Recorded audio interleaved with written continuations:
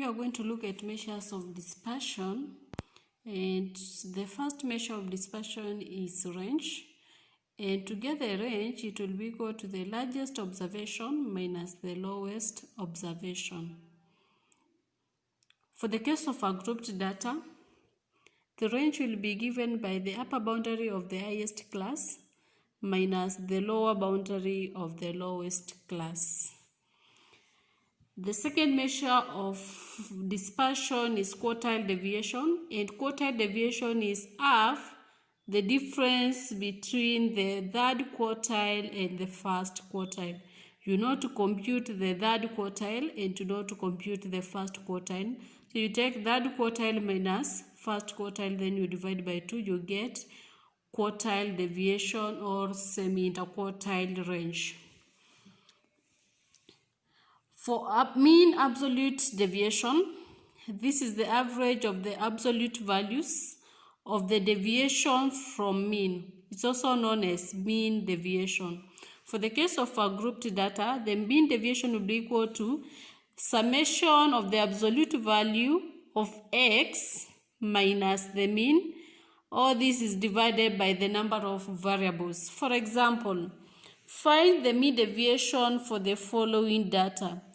Our values are 110, 145, 150, 130, 128, 160, 120, 115, and 108. So we need first to compute the mean for this data. And how do we get the mean? It will be the sum of those variables divided by the number of variables. So the mean will be equal to 110 plus 145 plus 150 plus 130 plus 128 plus 160 plus 120 plus 115 plus 108. How many are they? 1, 2, 3, 4, 5, 6, 7, 8, 9. So we are going to divide by 9. You get the value of the mean equals to 129.56. So to get the mean deviation, we put that data in column form. We have a column for x minus mean, and a column for the absolute value of x minus mean. Absolute value means if the value is negative, when you take the absolute value of a negative number, you get it will become positive. So this will be 110 minus 129.56, you get that is minus 19.56. 145 minus 129.56, you get 15.44. 150 minus 129.56, you get 20.44. 130 minus 129.56, you get 0.44. 128 minus 129.56, you get minus 1.56. 160 minus 129.56, you get 30.44. 120 minus 129.5, you get minus 9.56. 115 minus 129.5, you get minus 14.56. 108 minus 129.56, you get minus 21.56. So we take the absolute values. Those values which are negative, now they become positive. So this will be 19.56, 15.44, 20.44, 0.44, 1.56, 30.44, 9.56, 14.56, 21.56. We had the sum of these values. And when you take the sum, you get it is giving you 133.36. So after getting these values, substitute them in our formula. So we found that our MD is given by summation of absolute value of x minus x bar, which is mean, divided by the number of variables. And we have seen the sum of those values is 133.56. So this will be equal to 133.56 divided by 9. And this will give us 14.84. Coefficient of mean deviation will be equal to the mean deviation divided by the mean multiplied by 100. For this data, we have found the mean deviation is 14.84. Therefore, the coefficient of mean deviation will be equal to 14.84 divided by our mean was 129.56. We multiply by 100, and this will be equal to 11.45. For the case of a grouped data, the mean deviation will be equal to summation of f, the absolute value of x minus x bar divided by the number of variables, summation of f. For example, we want to calculate the mean deviation for this data. We put this data in column form. So we'll have the classes, the frequencies, which are the number of shops. Then we need to look for the midpoint, which is the value of x. And the midpoint, we said it will be given by 5 plus 9 divided by 2, 7. 14 plus 12, 10 plus 14 divided by 2, you get 12. 15 plus 19, that will be 34, divided by 2, you get 17, and so on. Then next, you need to find product of f and x, because we will be required to find the mean, and the product of fx will be equal to these corresponding values, and the summation of fx is 25, 65. We'll need a column for x minus x bar, the absolute value. Absolute value is when if the number is negative, it becomes positive.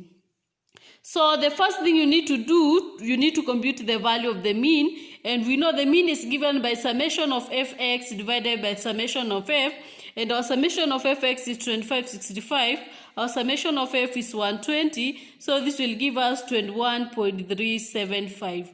Therefore, x minus mean, this will be equal to 7 minus 21.375, you get minus 14.375. When you take absolute value of that number, you get it is positive 14.375. 12 minus 21.375, you get it is minus 9.375. Absolute value, it will be 9.375. 17 minus 21.375, that will give us minus 4.375. Absolute value is 4.375. 22 minus 21.375, that will give us 0.625. 27 minus 21.375, this will give us 5.625. 32 minus 21.375, this will give us 10.625. And lastly, 37 minus 21.375, you get 15.625. We didn't have to take the product of f and the absolute value of x minus the mean. So our f here is 8, so this will be 8 times 14.375, you get 115. 18 times 9.375, you get 168.75. 27 times 4.375, you get 118.125. 21 times 0.625, you get 13.125. 28 times 5.625, you get 157.5. 10 times 10.625, you get 106.25. And 8 times 15.625, you get 125.